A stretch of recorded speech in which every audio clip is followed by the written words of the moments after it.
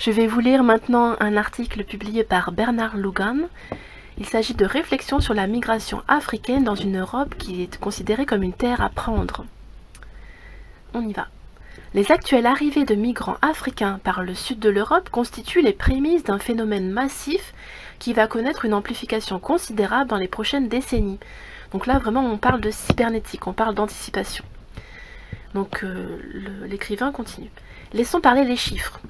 Tout d'abord, avec un taux de croissance de 4%, la population africaine double tous les 18 à 20 ans. Ensuite, au Niger par exemple, pays désertique où le taux de fécondité est de 7 enfants par femme, la population était de 3 millions d'habitants en 1960 et elle sera de 40 millions en 2040, plus de 60 millions en 2050. En Somalie, le taux de reproduction est de 6,4 enfants par femme. Et en République démocratique du Congo, il est de 6,1. En Algérie, le programme de planification familiale avait permis de faire baisser l'indice synthétique de fécondité de 4 enfants par femme en 90 à 2,8 en 2008. Or, avec la réislamisation du pays depuis 2014, il a rebondi à 3 points. Résultat, d'ici à 2030, l'Afrique va voir sa population passer de 1,2 milliard à 1,7 milliard, avec plus de 50 millions de naissances par an. En 2100, avec plus de 3 milliards d'habitants, le continent africain abritera un tiers de la population mondiale, dont les 3/4 au sud du Sahara. Donc c'est pas dans la région du Maghreb, c'est vraiment en dessous du Sahara. Pour des centaines de millions de jeunes Africains, la seule issue pour tenter de survivre sera alors l'émigration vers l'Europe.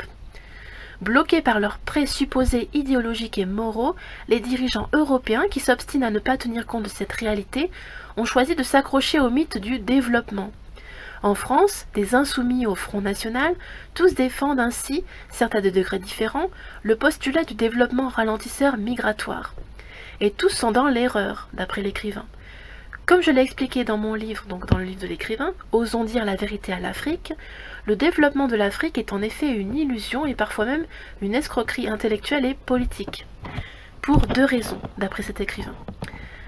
En premier, à supposer qu'il y ait une efficacité, le développement ne pourra en effet avoir que des résultats à très long terme. Or, il y a urgence pour l'Afrique. Deuxième point, tout a déjà été tenté en ce domaine depuis les indépendances, il y a plus de 6 décennies, de 60 ans, de cela. Enfin, car en dépit des sommes abyssales déversées pour tenter de la faire démarrer, l'Afrique régresse. Oui, mais l'Afrique est aux mains des multinationales, donc c'est pas étonnant. Hein. C'est pas l'Afrique qui veut pas, c'est voilà. Bon. Loin de se développer, l'Afrique s'appauvrit globalement année après année. Selon les objectifs du millénaire pour le développement, OMD, adoptés en 2000 par 189 États, aucun recul de la pauvreté africaine ne peut être envisagé sans un minimum de croissance annuelle de 7%, soutenu durant plusieurs années.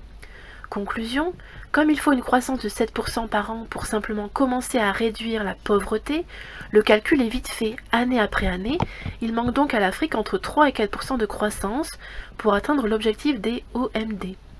Donc, loin de se combler, la pauvreté africaine augmente, et cela d'autant plus inexorablement que la démographie galopante y efface les quelques gains de croissance.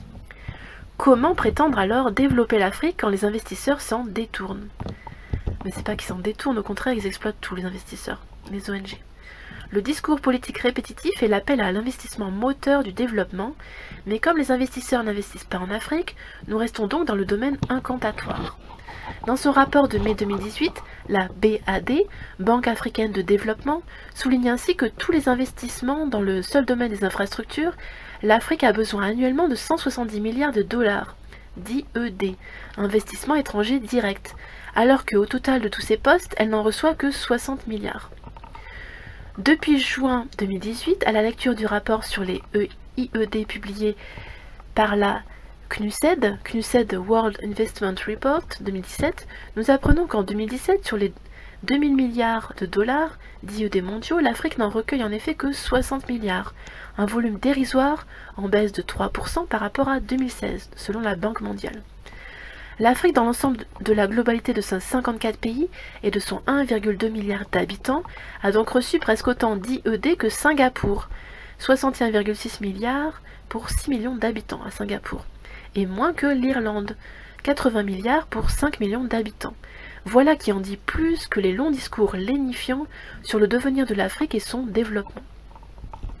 Une chose est donc certaine, le credo du développement ne freinera pas le déversement du surplus démographique africain sur l'Europe. Comment en serait-il d'ailleurs autrement, alors que rien ne peut être entrepris sans un strict contrôle des naissances, que les Africains refusent d'envisager et que l'Europe n'est pas en mesure de leur imposer? Vue d'outre-Méditerranée, l'Europe continuera donc d'être considérée comme une terre à prendre, d'autant plus facilement qu'elle est peuplée de vieillards repus ou épuisés, d'hommes s'interrogeant sur leur virilité, de femmes n'enfantant plus et dont les dirigeants sont soumis aux diktats permanents de l'émotionnel de Bruxelles. Alors cet article ne reflète pas du tout mes opinions, j'essaie juste de transmettre les informations que je lis sur le net, sur les meilleures plateformes que je connais. Voilà, à vous de vous faire votre opinion, à vous de dialoguer. À très bientôt.